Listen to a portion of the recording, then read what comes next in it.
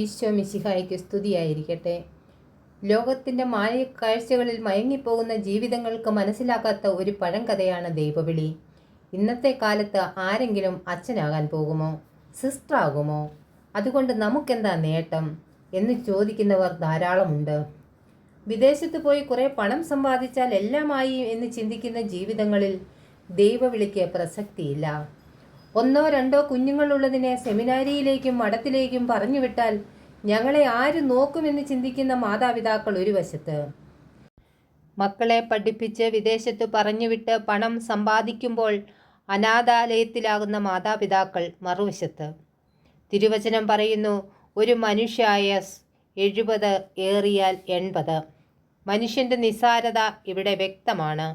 കുടുംബജീവിതവും സന്യസ്ത ജീവിതവും പൗരോഹിത്യ ജീവിതവും ദൈവവിളികളാണ്. എന്നാൽ പലപ്പോഴും ഈ വിളികൾക്കകത്തൊരു പ്രത്യേക വിളി ഉണ്ടാകുന്നതായി കാണാറുണ്ട്. വചന ശുശ്രൂഷ, രോഗീ ശുശ്രൂഷ, ഗാന ശുശ്രൂഷ, അൾത്താര ശുശ്രൂഷ, അങ്ങനെ പലതും.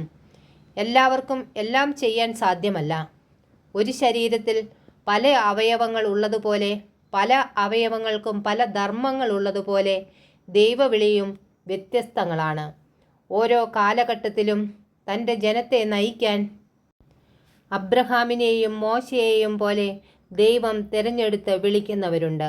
പ്രത്യേക യോഗ്യതയോ കഴിവോ കുടുംബത്തിലുള്ള കുഞ്ഞുങ്ങളുടെ എണ്ണമോ നോക്കിയല്ല ദൈവവിളി ഉണ്ടാകുന്നത്.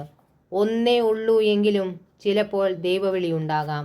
സങ്കീർത്തനം 111:10 പറയുന്നു, ദൈവഭക്തി ജ്ഞാനത്തിൻ്റെ ആരംഭമാണ്.